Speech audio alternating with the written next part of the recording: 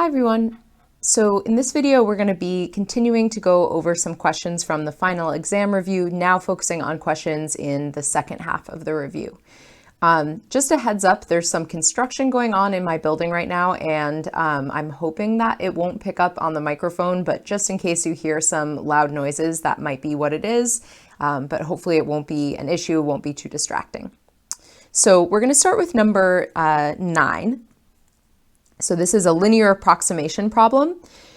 Before we get into this, I just want to mention that this question and number 10 as well are both actually a little bit easier than the question that I asked on the midterm related to linear approximation. So what makes these two easier is that I actually tell you what the tangent line is that you need to draw, whereas on the midterm, I didn't. I just said use linear approximation to approximate this. So I would really recommend, if you haven't already, to go watch the video where I went over midterm 2. So that video is called Midterm 2 Discussion, because I go into detail about how to kind of tackle the question when it's asked more like that rather than like this. Okay, so for this question, we are asked to, first of all, find the equation of the line tangent to f of x, so find the equation of the line tangent to f of x is equal to cube root of x at x is equal to 27. So that's the first thing we're going to tackle, and then after that we're going to use that to approximate the cube root of 26.5. Okay, so hopefully by now this is a type of question that you're comfortable asking. We've been working on this a lot, but so the first step that you want to do is find the derivative, right? Because that will help you find the slope of the tangent line. So another way of writing cube root of x is x to the 1/3. So that means that the derivative is going to be 1/3 x to the negative 2/3. Right? Because 1/3 minus 1 gives you negative 2/3. And so specifically, because we are finding the slope of the tangent line at 27, we want to do f prime of 27. So that's 1/3 times 27 to the negative 2/3. And of course you could type this into a calculator, but just to quickly show you like how you could evaluate this without using a calculator. So another way of writing this would be 1/3, and I'm just going to leave these as two separate fractions because it doesn't really help to combine them, but 1/3 times 1 over 27 to the 2/3. And what does 27 to the 2/3 mean? Well, it basically, you can write it a couple of different ways, but it either means the cube root of 27 squared, or it means square 27, then take the cube root. And so probably the easier thing to do is to start by taking the cube root of 27 and then square that result. So this gives us 1/3 times, so the cube root of 27 is 3. And then if you take 3 and square it, you get 9. So we end up with 1/3 times 1/9, and that is 1 over 27. So it tells us that the slope of our tangent line is 1 over 27. So now we need to figure out what is the point that this line goes through. So this here, maybe just to organize our work here, I'll write, this is the finding the slope. And then to find the point that the line goes through, well, we know that x is equal to 27, so we just want to plug in 27 to figure out what that y coordinate is. So what's the cube root of 27? It's 3. And so the point is 27, 3. And so once we have both of those pieces, now we can actually just write the equation of the line. So we can say y minus 3 is equal to 1/27 x minus 27. So that's point slope form. And then we want to put it into function notation. So we want to do that by distributing the 1/27. So that gives us 1/27 x minus 1. And then if we add 3 to both sides, we end up with y is equal to 1/27 x plus 2. And so to put this in our kind of special linear approximation notation, I'm going to write it like this. L of x is equal to 1/27th x plus 2. So that's the equation of the tangent line.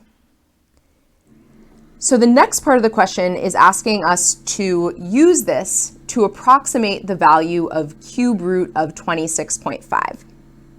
So use L of x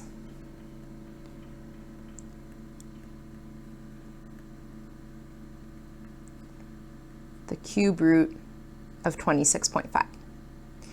So how do we use this equation to approximate the cube root of 26.5? Well, let's look at a picture of the graphs that I think might help us see why.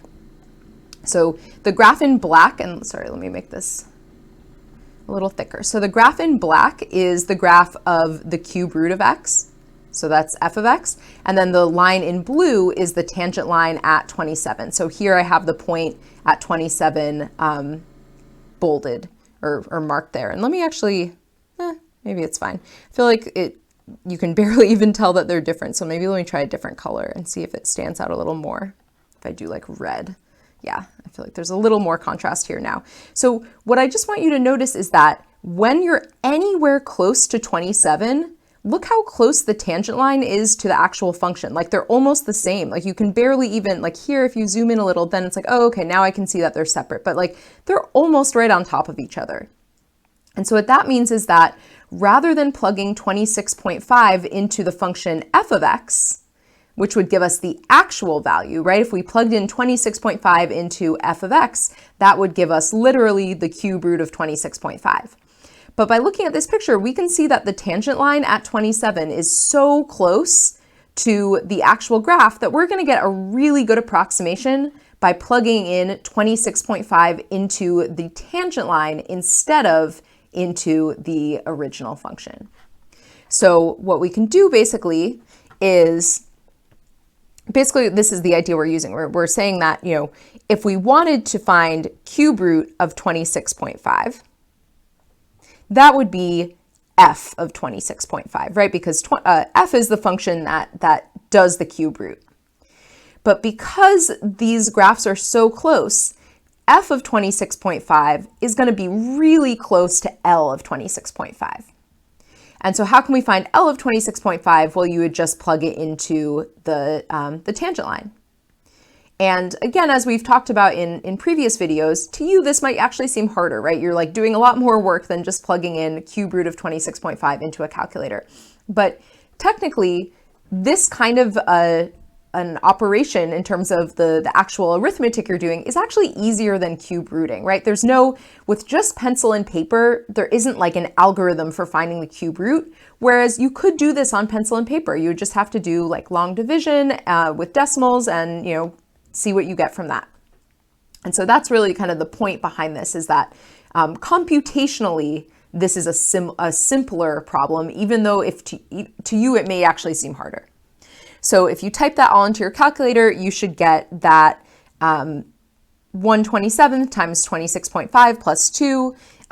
You'll find that tells us that the cube root of 26.5 is approximately equal to 2.9815.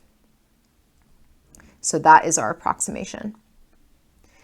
And I mentioned this on the video going over the midterm, but I did notice that a handful of people used this linear approximation formula, which I did not cover in the class.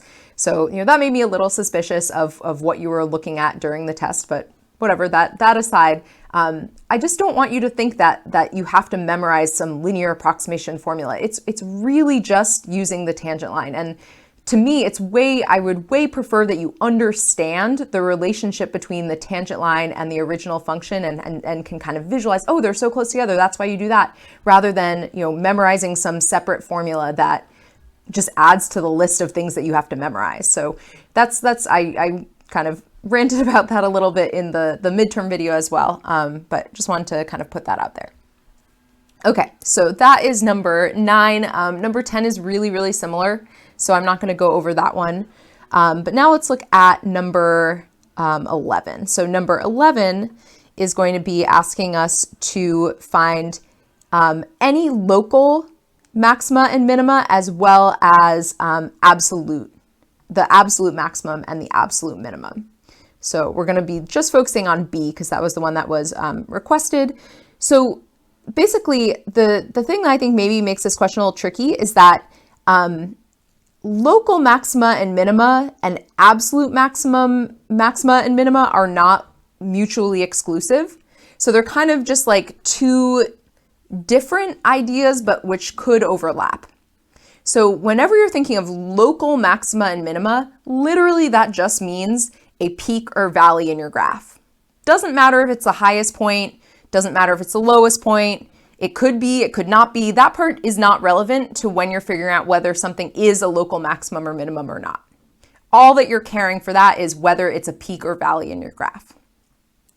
Absolute maximum and minimum, that doesn't care about if it's a peak or a valley or if it's an endpoint. That's just saying literally what is the highest point on this interval. So those two parts of the question may actually have overlapping answers, but they're also really asking something different.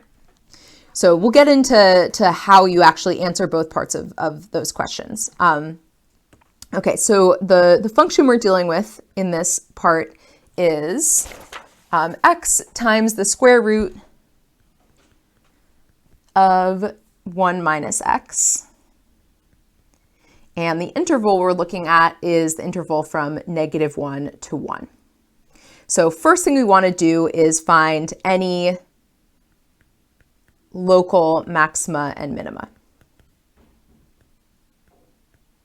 So how do you find local maxima and minima? Well, basically, you first start by finding critical numbers, right? So critical numbers are the places where the derivative is either 0 or undefined. Once you have those critical numbers, we learned about something called the second derivative test, which allows you to determine whether something could be a local max or min by looking at the concavity. So we'll see what that looks like when we get there. Okay, so first thing we want to do is find the critical numbers. So the way we're going to do that is take the derivative and set it equal to 0, and then also look at whether there's anything that's undefined. So g prime of x, we're going to have to use the product rule, right? Because we have x times square root of 1 minus x. And we're also going to have to use the chain rule for finding the derivative of 1 minus x, or sorry, square root of 1 minus x. So the product rule tells us we can start, and actually maybe I'll do it like this to keep us organized. So we're taking the derivative of x and just multiplying that with square root of 1 minus x. Then we're going to leave the x alone, but we're going to take the derivative of square root of 1 minus x. Okay, so what is the derivative of the square root of 1 minus x? Well, we can also write that as 1 minus x to the 1/2. And so the derivative of that is going to involve the chain rule, because we don't just have x to the 1/2, we have 1 minus x to the 1/2. And so the outside part of the derivative is going to be 1/2 times 1 minus x to the -1/2. So that's the same as it would kind of play out if it was just x to the 1/2, right? But then we want to multiply it by the derivative of the inside function. So what's the derivative of the inside function? It's just -1, because it's not positive x, it's negative x. And so if we simplify this, we're going to get negative 1 over 2 root 1 minus x. Okay, so let's put this together. So the first part just ends up being the square root of 1 minus x, because the derivative of x is just 1. And then here we have x times -1 over 2 root 1 minus x. And so that's going to be square root of 1 minus x minus x over 2 root 1 minus x. Okay. So before we set this equal to 0, maybe let's start by thinking about what are some places where this is undefined. So this first part here, so what numbers would make this undefined? Well, you can have 0 inside of a square root, right? There's nothing wrong with taking the square root of 0. You just can't take the square root of a negative number. So basically, this tells us that 1 minus x has to be greater than or equal to 0 in order for you to take the square root. And so that tells us that if we add x to both sides, x is less than or equal to 1. So that doesn't really help us because we're already focused on this interval from -1 to 1. So basically, we're not even looking at values of x that are greater than 1. So, that's good information to know, but because of the interval we're focusing on, we don't really need to worry about that. That doesn't really give us anything interesting.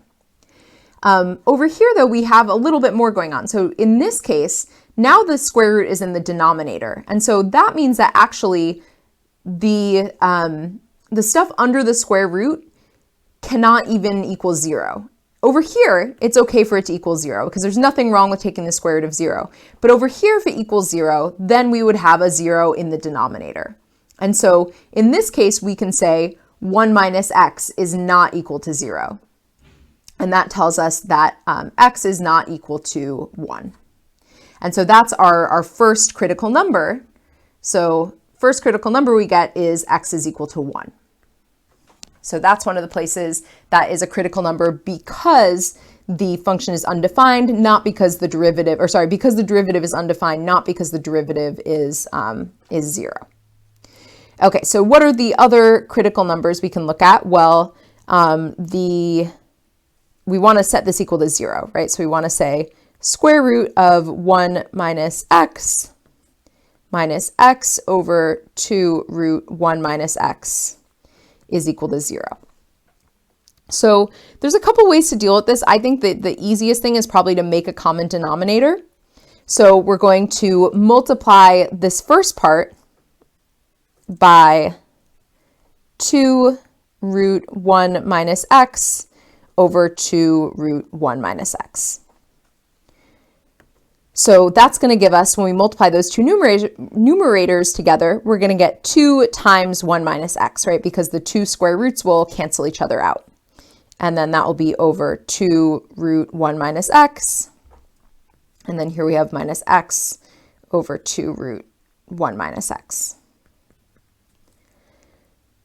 Okay, so what is 2 times 1 minus x? That's 2 minus 2x. So we're going to get 2 minus 2x minus another x. So that's going to be 2 minus 3x.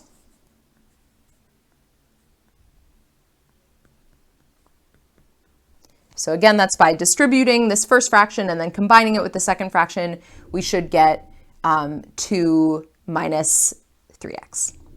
So when is a fraction equal to 0? It's equal to 0 when the numerator equals 0. So from here we can say 2 minus 3x is equal to 0, and then that means that 2 is equal to 3x, and that tells us that 2 over 3 is equal to x. And so that's our other critical number. Okay, so these are our, and maybe I'll rewrite them both here, actually, below. So far we found that the critical numbers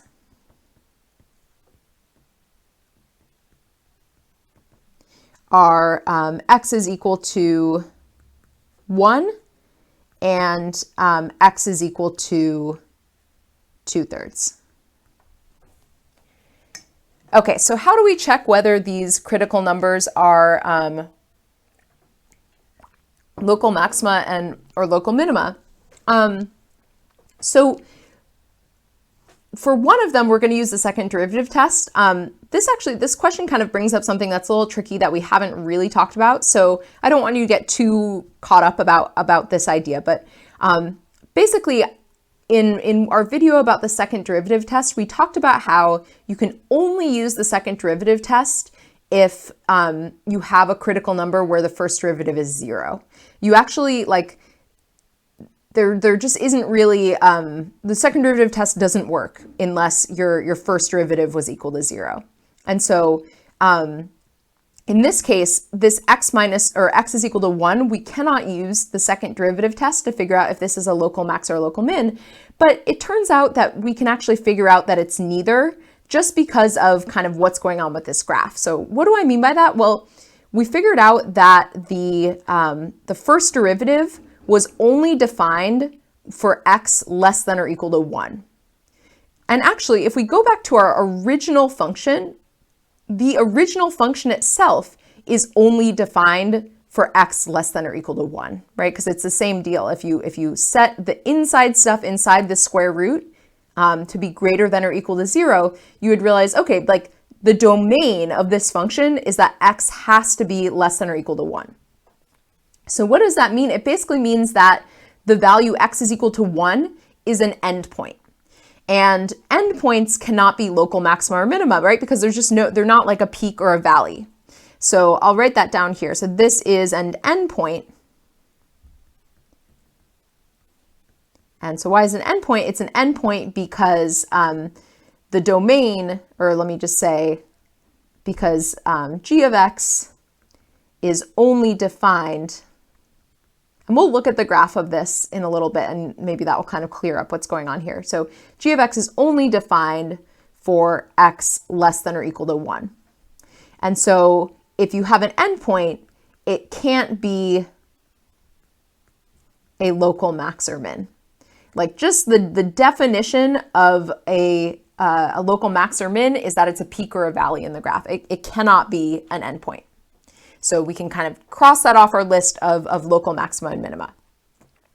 Now, x is equal to 2/3, that one we can actually figure out whether it's a local max or min. So to figure out whether x is, to figure out whether 2/3 is a local max or min, we can use the second derivative test.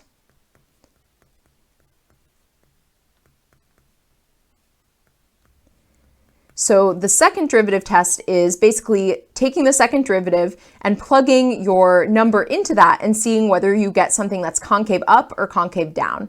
Because if it's concave up, that tells you that it has a valley shape, so it's a local min. And if it's concave down, then it tells you it has a hill shape, and so it's a local max. So from our first derivative here, we can take the second derivative. So let me rewrite the first derivative down here. So the first derivative was g prime of x is equal to square root of 1 minus x plus, and let me just see that again because I forgot, minus x over 2 root 1 minus x. Okay, so the second derivative is going to be, so the first part is just going to be a chain rule, right? So we saw that happen above. It's going to be negative 1 over 2 root 1 minus x. So that negative sign comes from the fact that it's not just square root of x, it's square root of 1 minus x. We have to use the chain rule. And then for the second part, we want to actually use the quotient rule. So the derivative of the top is going to be 1, and we multiply that with the denominator. And then we, from that, subtract the derivative of the bottom. So the derivative of the bottom function is going to be basically exactly this, but times 2. Right, because what I just circled in orange is the derivative of square root of 1 minus x, and the denominator is just 2 times that. So it's going to be plus 2 over 2 root 1 minus x. And then that, and then we have to multiply that with x, right, because we multiply it with the top function. And then we do all of that over 2 times the square root of 1 minus x squared. So I'll clean this up a little bit, but there's really no point in like getting too fixated on simplifying this, because all we need to do with this is figure out whether it's positive or negative when you plug in 2/3. So, as if it's simplified enough for you to type it into your calculator, then you'll be good. So I'm just going to write this as 2x over 2 square root of 1 minus x, so that could be simplified. And then in the denominator, we have 4 times 1 minus x, because the square roots cancel out. Okay, so now if you plug in 2/3 to this, and I'm not going to go through and do this, but you can just take my word for it that that is going to give you a negative number. So I don't have it written down, but I just know because of the answer that it is a negative number. So I wouldn't give you one that is this complicated on the test, to be quite honest, but just trust me that you got a negative number. And so that tells us that we have a local max at x is equal to 2/3. So how do we know that? Well, if the second derivative is negative, that means the graph is concave down, and graphs that are concave down are shaped like this, right? They're shaped in some way so that if you have a place where it flattens out, it would have to be a local max. Okay, so that answers, or actually, sorry, not quite, almost there for answering the first part of this question. Let's say the way the question was phrased, it just says find all local, let me double check. I think it says find any local maxima and minima. So yes, we need to find the y value, right? Right now we just figured out at what x value that local max occurred. So how do we find the actual local max? We just plug it into our original function. So if we plug 2/3 into our original function, we get, so the original function was x times square root of 1 minus x. So this is going to simplify to 2 times the square root of 3 over 9, which is approximately equal to 0.385.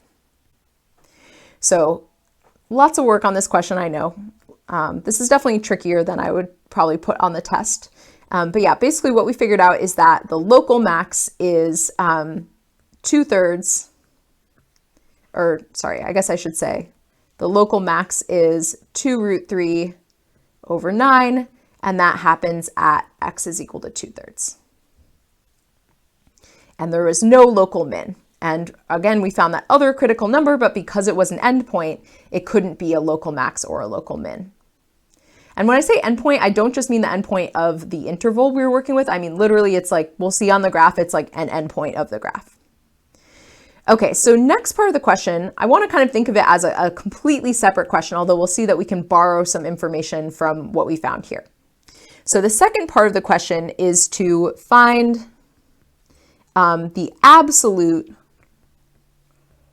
max and min on the interval from -1 to 1.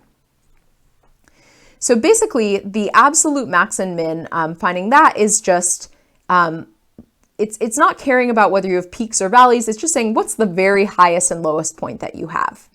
So the candidates for absolute maxima and absolute minima on an interval are basically just the critical numbers and the endpoints of your interval.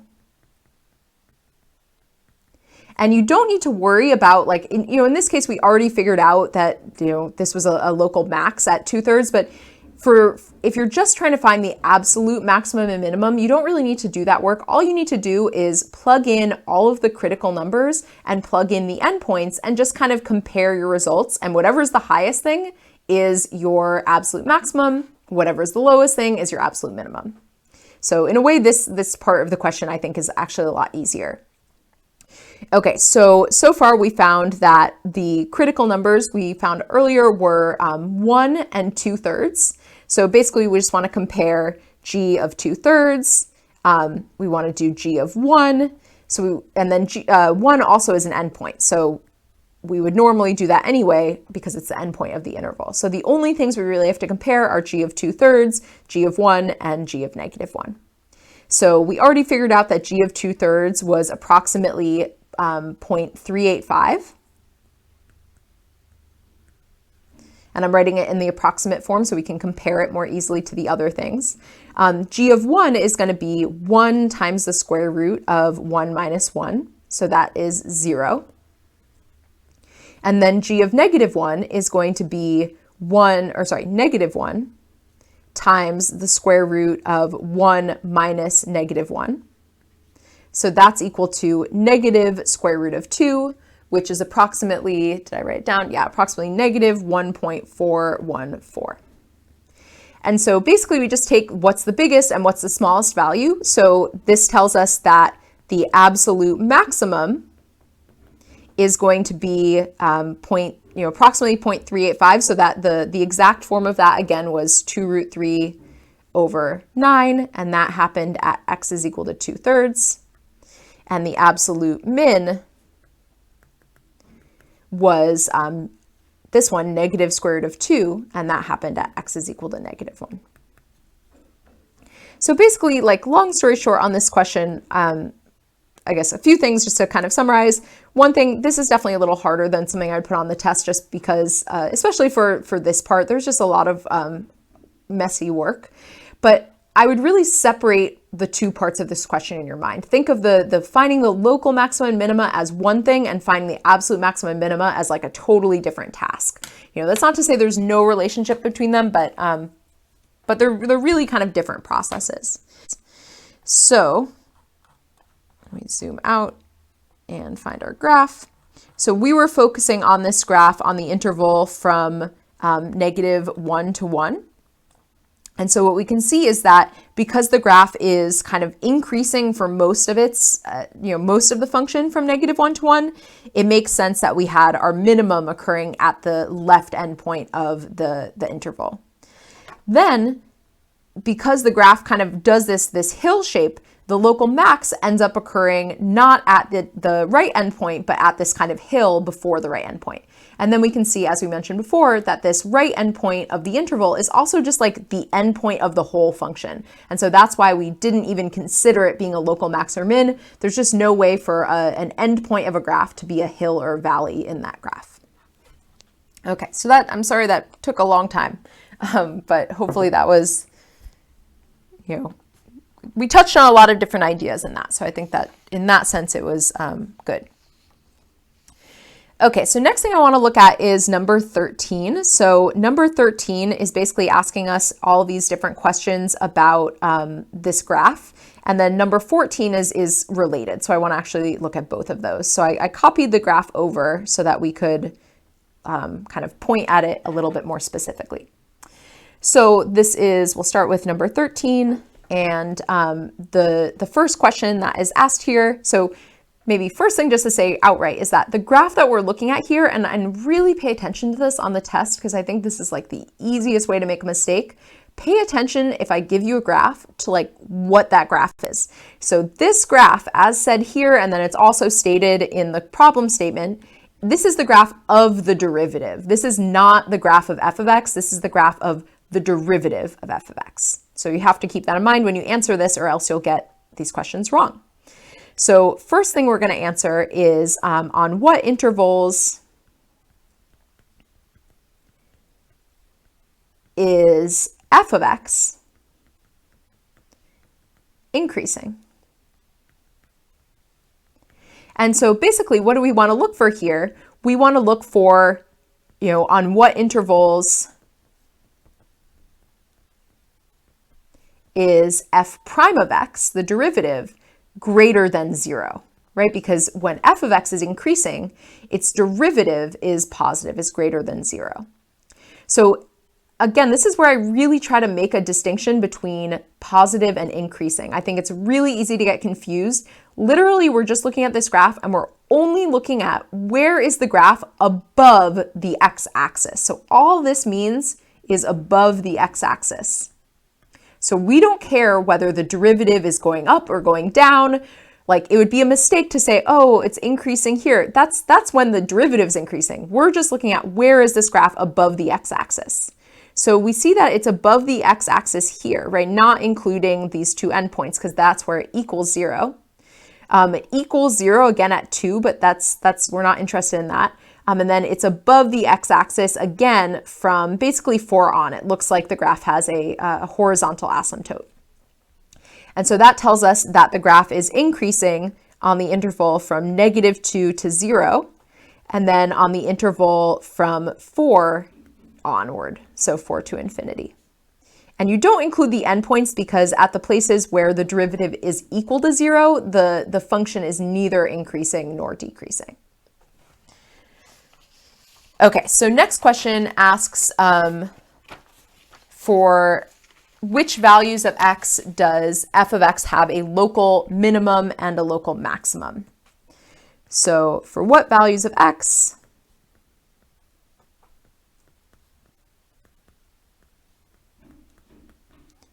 does f of x have a local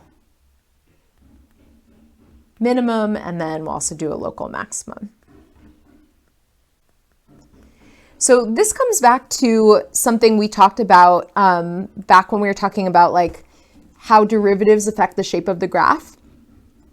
So for a function to have a local min, what does that tell us about the first derivative? So it tells us a couple of things. One thing it's going to tell us is that f prime of x is going to equal 0. It could also be undefined, but in this case, there's no places where this function is undefined, right? It's a nice, smooth, continuous function. So we're looking at places where the derivative is equal to 0, and we're also looking for places where the graph goes, so thinking about f of x, right? If f of x has a local min, that means that the graph of f of x looks like this, right? So that means that the graph goes from decreasing to increasing. And so if f of x goes from decreasing to increasing, that means that f prime of x changes from negative to positive. Does that make sense? So it's because in order to have a local min, your original function must be changing from decreasing to increasing to get that kind of valley shape. And if the original function is going from decreasing to increasing, that means that the derivative is changing from negative to positive. So we're basically looking at our graph and we're looking for places where the graph is changing, is first of all going through 0 and then also going from negative to positive. So first place I see that happening is here, right? The graph is going from negative to positive and it's going through 0. Here it's going through 0, but it's going from positive to negative. Here it's touching 0, but it's not changing, right? It's staying negative. So that would actually be neither a local max or a local min. Here again, it's going from decreasing to increase, or negative to positive. So that means f of x is going from decreasing to increasing. So that tells us basically that we have a local min at both x is equal to, was it 2? Negative 2, sorry. Yes, negative 2. And x is equal to 4. And then to find the local max, maybe I'll change up the color here. So the local maxes or maxima are going to happen when f prime of x is equal to 0. And additionally, f prime of x should be changing from positive to negative because the original function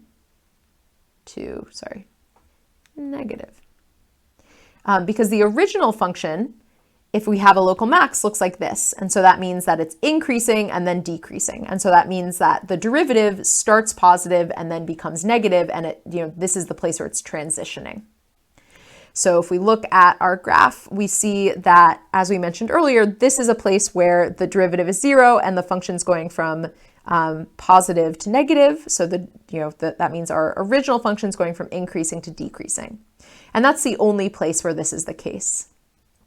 So that tells us that x is equal to 0 is the only location of a local max.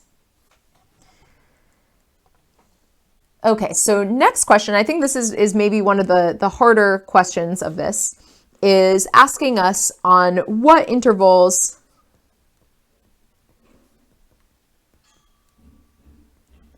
is f prime of x positive? And then we'll do negative after that. So what does it mean for f prime of x to be positive? It means that f prime of x is increasing, right? Because the second derivative is just the derivative of the first derivative. So in the same way that the first derivative is positive when f of x is increasing, the second derivative is positive when the first derivative is increasing. I know this gets really confusing with all the words we're throwing around, positive, negative, increasing, decreasing, but really sit down and try to convince yourself of that fact. So basically, to answer this question, we just want to look at where is this function increasing. So we can see that it's increasing, and let's just assume that the graph continues in that direction and continues like this. So that would mean that it's increasing from negative infinity up until -1. It's increasing from 1 to 2. It's increasing from 3 to 5, and that's it. So that would tell us that the second derivative, second derivative is basically taking all the tangent lines of the first derivative. And so where would you have positive tangent lines? At the parts of the graph we just highlighted. And so that would tell us, and maybe I'll keep writing in yellow so this is kind of color coded. So that would be on the interval, sorry, I just lost it. So it was negative infinity to -1, 1 to 2,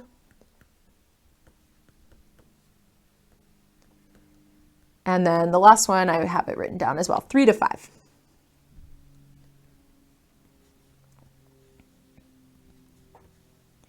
So next question is on what intervals is f double prime of x negative.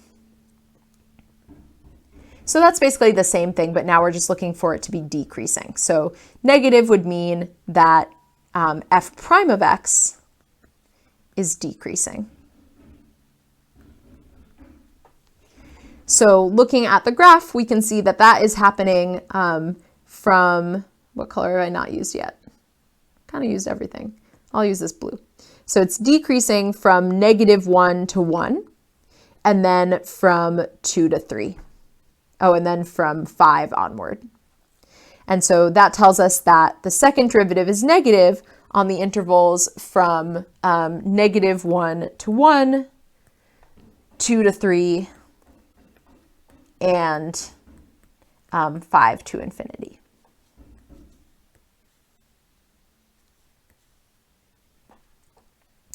Okay, so last question is saying, where does it have an inflection point? And that basically is kind of a direct follow-up from the previous question. So for what values of x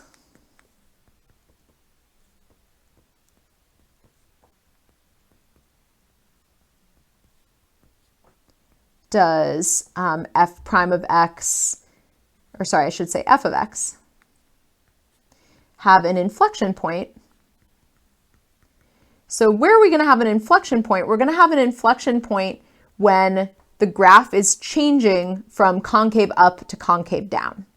So f of x, the original function, will have an inflection point when f double prime of x changes from positive to negative or negative to positive.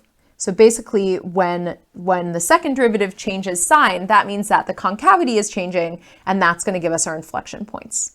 So if we look back at this graph, we see that that is going to happen at -1, it's going to happen at 1, it's going to happen at 3, and it's going to happen at 5. Oh, and at 2. So basically, all the places where where f prime of x has local maxima or minima. I wouldn't say that that's like a new fact to memorize. It's really just because that's where the second derivative is changing, increasing, and decreasing.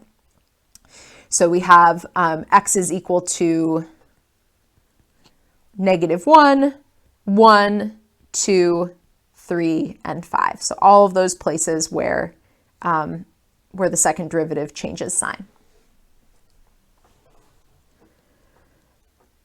Okay, so next up, we're going to answer some questions based on the same graph, but now thinking of it as a velocity graph. So let me just put another copy of it down here. Okay, so in the second question, we're now looking at this to be a velocity. So this is a graph of the velocity of a particle after t seconds. So it's really important that you do not look at this picture and think of it as the position of the particle. I think it's very easy to look at this and be like, oh, it's going forward, it's going backwards, going forward, it's going back. That's not what we're looking at. We're looking at a picture of the velocity. So every point on this graph, so like for example here, whatever this, maybe this is a y value of -2, that would mean that at 1 second, the particle has a velocity of -2. Okay, so the first question says, during what time periods is the particle moving forward?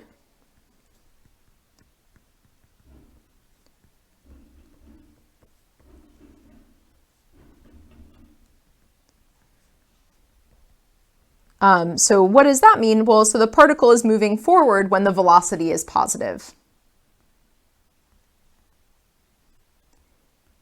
So particle moving forward is just another way of saying that the velocity is positive. And what does it mean for the velocity to be positive? It means it's above the x-axis. And you might ask, like, why would we have negative time here? I don't know. Don't worry about it too much. You could have negative time just depending on kind of how you're thinking about like the way that you're recording time. So don't worry about it, but let's just answer this question without kind of thinking about whether time can be positive or negative. So what are the time periods where the velocity is positive? It's just when the graph is above the x-axis, or the t-axis, I guess in this case. So that would be from -2 to 0 and from 4 to infinity. So same answer as I guess A, right, on this other problem. So this other problem was asking on what intervals is the function increasing. That's the same thing as saying moving forward if you're talking about a position function. And then when is it moving backward?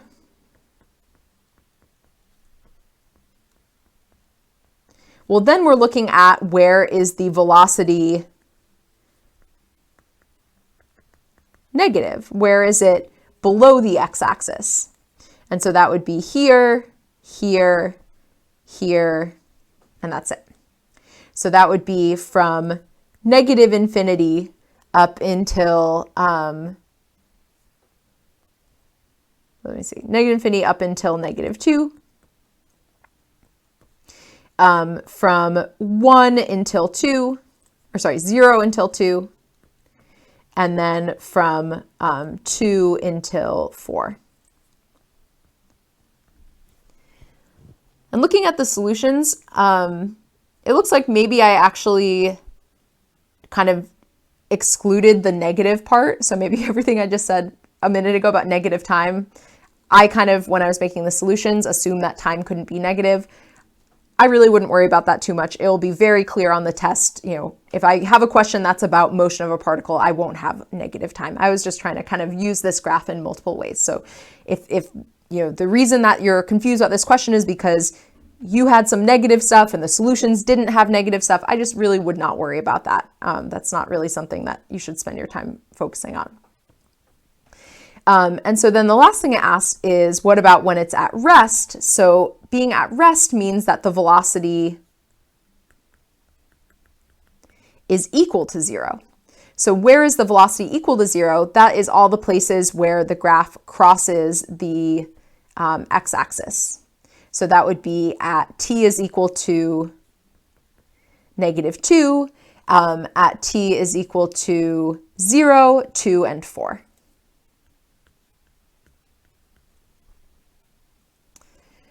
Okay, so next few parts are asking you basically to figure out whether things are speeding up or slowing down. So first question is at 0.5 seconds. Is the particle speeding up or slowing down?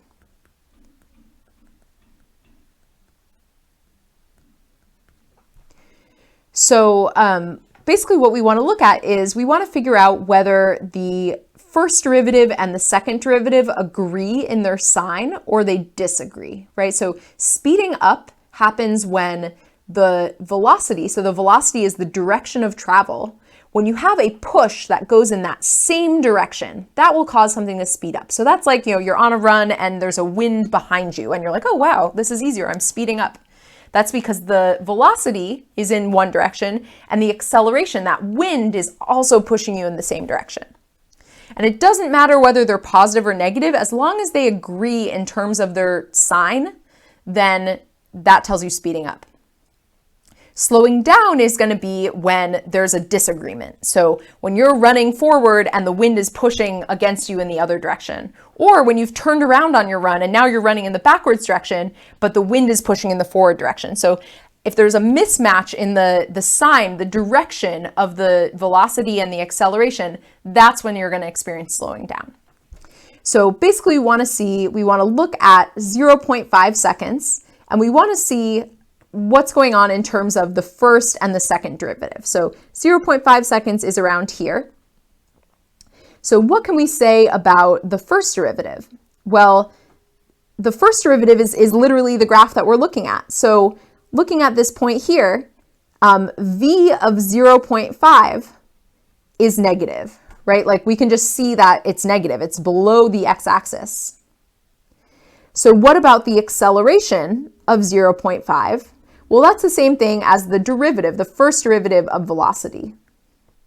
And so to figure that out, we just look at, is this, what would the slope of the tangent line be? And the slope of the tangent line is negative, and so that is also less than 0. So basically what we just said here is that v of 0.5 is less than 0, and a of 0.5. So that means that it's speeding up. It's speeding up and it's moving backwards, right? So it's like speeding up in the backwards direction.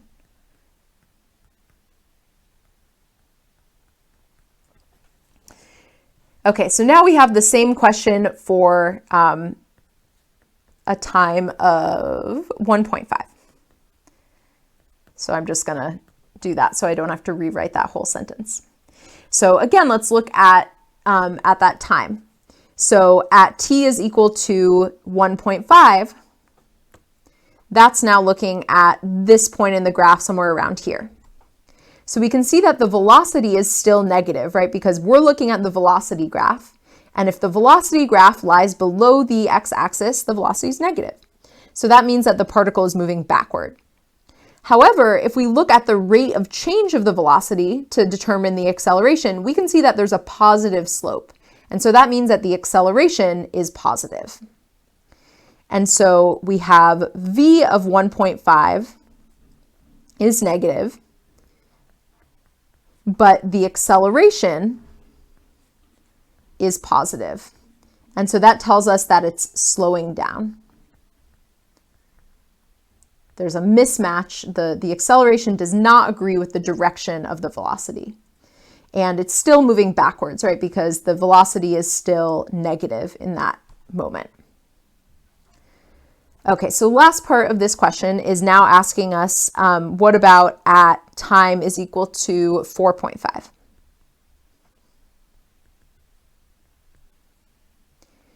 So at 4.5 seconds, now we're at this point around here. So in this picture, we can see, or at this point, we can see that the velocity is positive, right? Because the velocity graph lies above the x-axis at that value. And then if we look at the rate of change of the velocity, that's also positive, right? Because if you were to draw a tangent line, it would have a positive slope. And so that tells us that both the velocity and the acceleration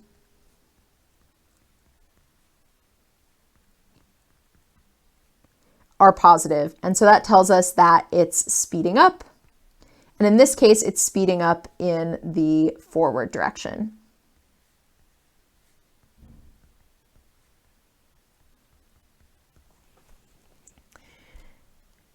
Okay, so next up we have a couple of optimization problems.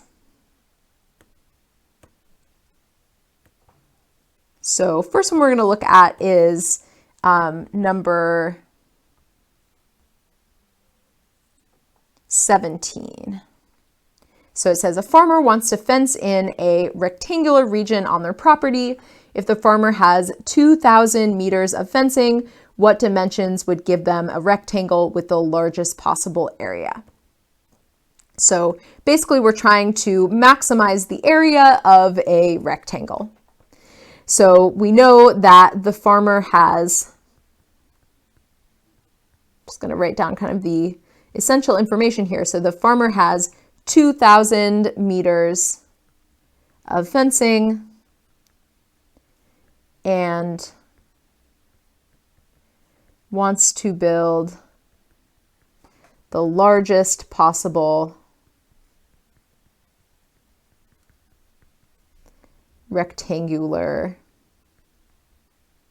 I don't know, area. Okay, so let's draw a picture of this situation. So we have a basically a rectangular region that is fenced in by fencing. And this one is actually kind of simpler than a lot of the questions that were on like your homework and in the video.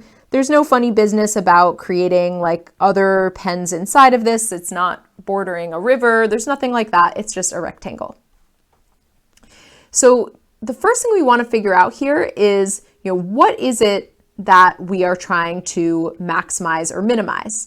So in this case, it's, maybe a simpler question, but in some other situations, it might not be as simple, but I think it's really, really essential that you can, in words, express where you're trying to maximize or minimize, or else you might not know the right function to work with, right? These optimization problems come down to finding a max or min of a function.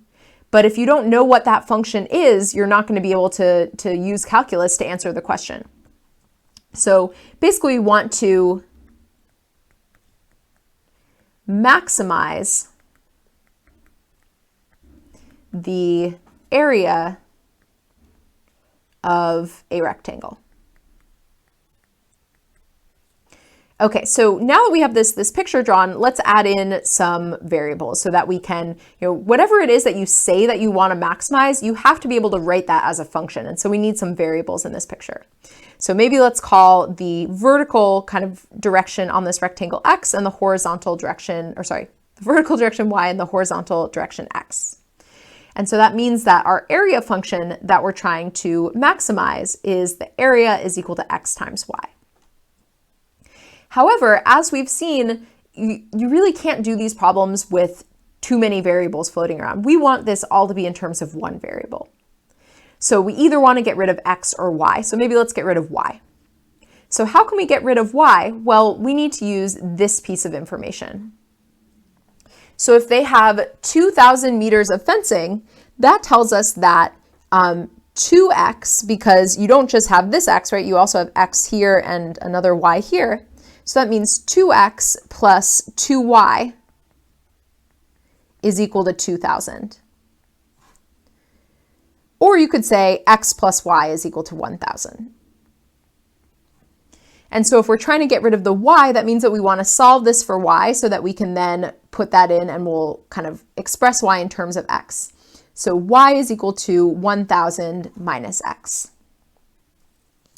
And so that means that we can rewrite our function, our area function, as a of x is equal to x times 1,000 minus x.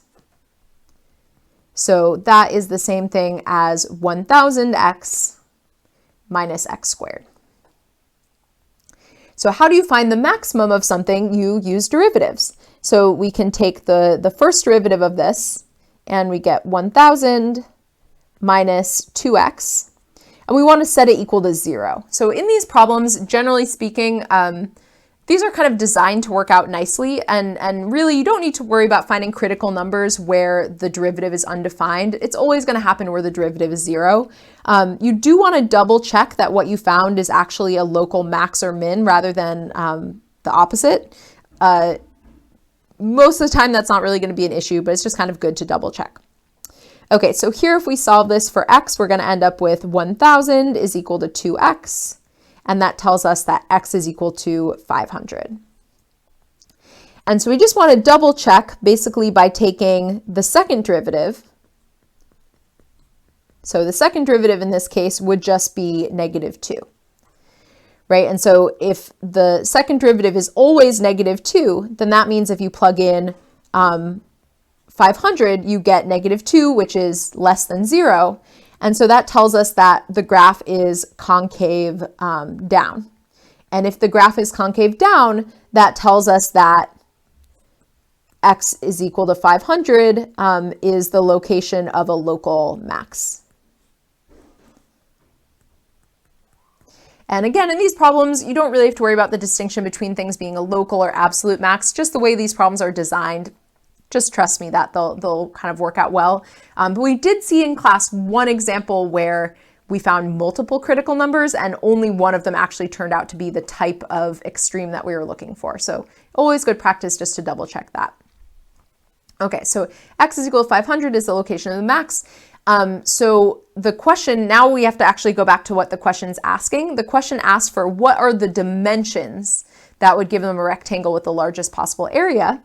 And so if we go back to our original problem, we see that x and y, we know that together they have to add up to 1,000. So if x plus y is equal to 1,000, so we know x plus y is equal to 1,000, and so that tells us that 500 plus y is equal to 1,000, and that tells us that y is also equal to 500. And so together that tells us that both dimensions are 500, so our dimensions are going to be 500 by 500 square meter, or I guess I just should say meters. I'll write it like this. I'll say 500 meters by 500 meters. So kind of a nice fact to know is basically if you have only a fixed perimeter, that's really what we're doing here. We had a fixed amount of fencing and we wanted to figure out what's the largest area we could make. That's going to happen when you create a square. A square is going to give you the largest area. Okay, so next question is going to be another optimization problem, but one with a kind of a different type of, I don't know, I think in a lot of ways it feels like a different question. So the next problem we're going to look at is we're going to find the point on the graph of y is equal to square root of x that is closest to the point 5, 0. So this is the type of problem where I think it's really, really important to be able to express in words what it is that we're trying to maximize or minimize. So what's going on in this problem? Basically, if you have the graph of the square root of x, so that looks something like this. So this is y is equal to square root of x. And then you have the point 5, 0. So that is, maybe somewhere over here. We're trying to figure out, what is the point that lies on this graph that is closest to 5, 0. So really, that point is always going to be such that it's perpendicular. Because if you think about it, if I make a point over here, that's going to be further. And if I make a point over here, that's going to be further. The shortest one you're going to get is going to be perfectly perpendicular. And that's not really going to help you find the point, but it's just kind of maybe a nice thing to be aware of. So what are we really trying to do here? And we can call this point xy, right? Because we don't know what that point is.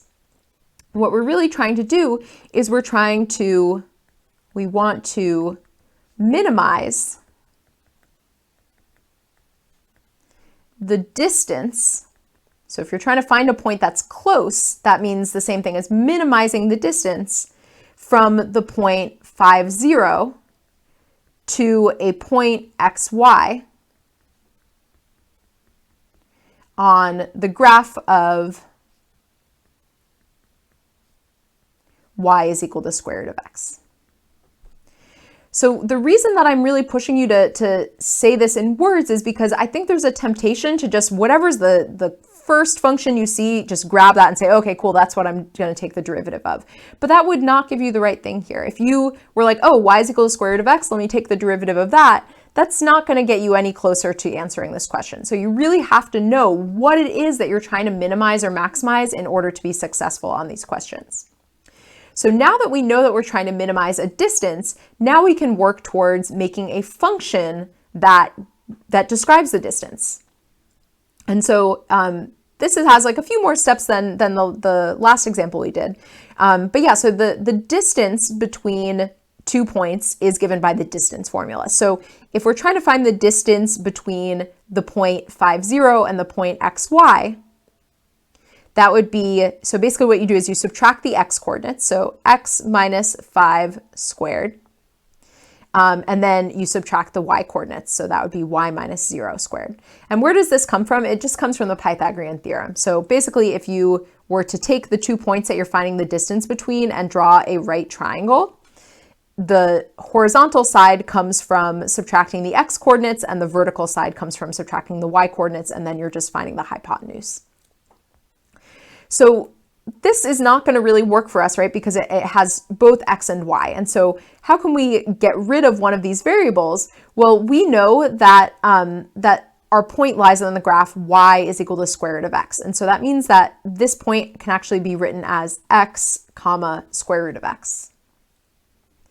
So we can rewrite this as the square root of x minus 5 squared plus square root of x squared. So we're replacing y with square root of x.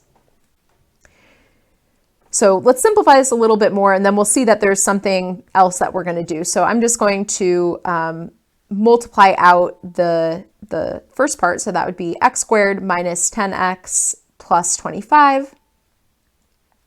And then square root of x squared is just x. And so that is x squared minus 9x plus 25. So you could totally take the derivative of this function and do this problem using this function, and you would get the right answer, but it's a lot more work.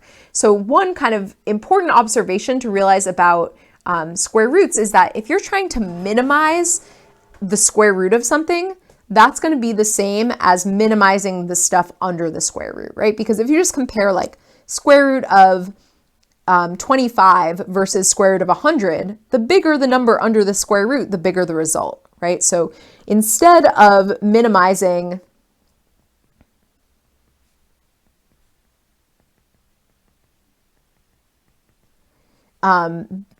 this whole thing, we can minimize the stuff underneath. And that just makes your life a lot easier, because then you don't have to do like a complicated chain rule derivative. So maybe I'll just use a lowercase d for this new function. And so our function is going to be x squared minus 9x plus 25. So from here, we just need to find the critical numbers, and that's it. I mean, that's really the remaining part of this question. So let's see. Debating whether I want to change colors. Let me change colors a little bit. So we want to find the derivative, right? And set that equal to 0, and that will give us the critical numbers. So the derivative of this is going to be 2x minus 9, and we want to set that equal to 0. So that gives us 2x is equal to 9, and so that means x is equal to 9 halves. So that's our only critical number. And so now really the only thing left to check is we want to double check that when we plug that into the second derivative, that we would get the right type of extreme value. So the second derivative in this case is just 2. And so that means that if we were to plug in 9 halves, we would get 2, which is positive. And so that tells us that the graph is concave up. And so that tells us that we have a minimum at x is equal to 9 halves and not a maximum. Okay, so we're almost done with this question. The last thing we need to do is actually look back to what the question was asking. So the question was asking us to find the point. So we need to know both the x and the y coordinate. And so currently we have the x coordinate, right? We found the x value that works. And now to find the y value, we just plug it into the square root function. So we have x is equal to 9 halves, and then we'll have y is equal to square root of 9 halves, which can also be written as 3 over root 2. And you could rationalize the denominator if you want, but I'm not too picky about that. So that gives us as our final point 9 halves, 3 over root 2.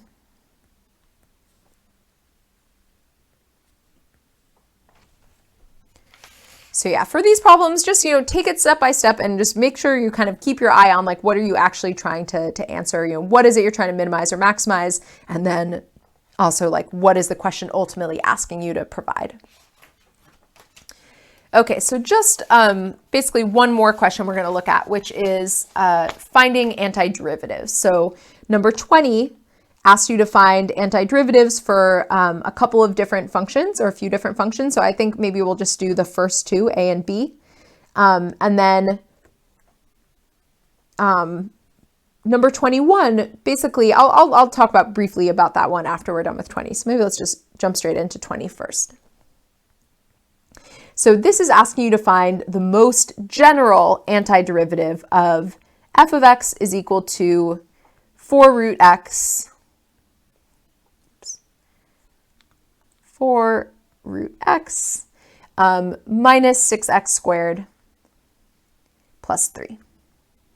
So what is an antiderivative? It's basically working backwards. It's saying, what is a function where if you took the derivative of that function, you'd get f of x. And so the way that we can find that is basically use our derivative rules, but backwards. And so because we're going to have to use the power rule backwards, we want to rewrite these with their exponents, or really just this one, 4 root x. So another way of writing f of x would be 4x to the 1/2 minus 6x squared plus 3. So how does it work to take the antiderivative? Well, first of all, we'll use capital F. That's kind of the most common notation for talking about an antiderivative.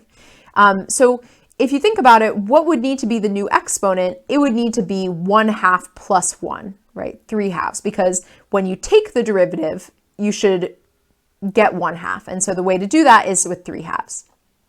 But then when you take the derivative, you also bring this exponent down, right? And so in order to kind of counteract that, we have to put the reciprocal of that exponent. And so the reciprocal of 3/2 is 2/3. And then we also multiply that with 4. Okay, so same here, we can kind of just pull that 6 aside and focus on this part. And so in this case, the new exponent has to be 3. And then how do we find what we put as our coefficient? Well, we want to make sure that that 3 doesn't kind of contribute anything new. So we counteract it by putting the reciprocal of 3, which is 1/3. And then the last part is 3. And so what function would you have where when you take the derivative, you get 3? It would need to be 3x. And then the last thing is that this question is asking you for the most general antiderivative. And so because the derivative of a constant is 0, it's impossible for you to know whether the original function had an extra number added at the end, right? It could have been something plus 100, something minus 1,000. You don't know, because that part is just going to go away when you take the derivative. And so we can simplify this. And we get, 4 times 2/3 is going to give us 8/3 x to the 3/2. And then we have negative 6 times 1/3, and so that's negative 2 x cubed plus 3x plus c. And if you take the derivative of this, you can always do that as a nice check. Basically, if you take the derivative of this, you should get back to your original function. And I mean, for example, you can see that easily here, right? If you take the derivative of negative 2x cubed, you get negative 6x squared. So that works. And same thing should happen in all the other parts. Okay, so let's check out B. So part B was asking us to find the most general antiderivative of 2 times sine of x minus 3e to the x. Okay, so basically, we're just thinking about what function would you need to take the derivative of to get these parts. So what function would you need to take the derivative of to get sine of x? Well, the derivative of cosine is negative sine. And so we need it to be negative cosine of x in order to get a positive sine. But then we also want to multiply that by 2 because we had a 2 in the original function. And then, this 3 again is just going to kind of come along for the ride. And then what function would you take the derivative of to get e to the x? Well, you would just have e to the x. And then again, we tack on this plus c. Oops. So negative 2 cosine of x minus 3e to the x plus c.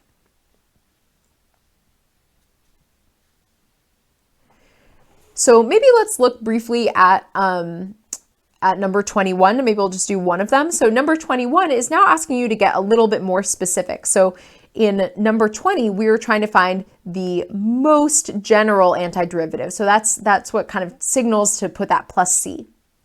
These are now asking you to find a specific function. And so basically, if you're given a little bit of extra information, something like this, that allows you to solve to figure out what that constant is, right? Like it's kind of picture like that when we did the antiderivative of 2x, and I was showing you all those different parabolas you could slide up and down. As soon as you know a point that the parabola goes through, that kind of pins down one specific parabola rather than having all these different possibilities for what the parabola looks like.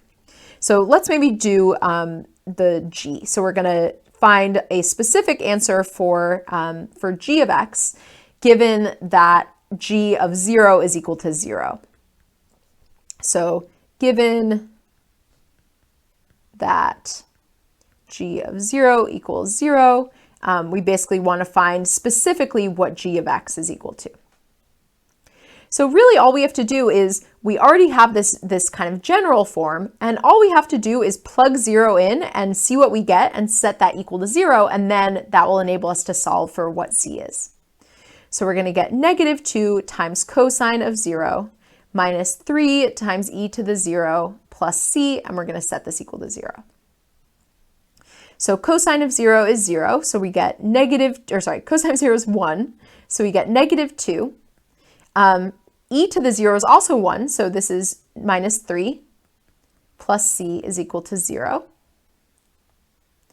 And so that tells us that we have negative 5 plus c is equal to 0, and so c is equal to 5. So our final answer would be g of x is equal to negative 2 cosine of x minus 3e to the x plus 5. Because if you take the derivative of this function, you get the original small g of x, and then additionally, if you plug in 0, you should see that you get 0. All right, so that is it. Sorry, this was probably a very lengthy video, but yeah, let me know if there's anything that I didn't cover here. Feel free to send me an email or stop by office hours, and I would be happy to help you out.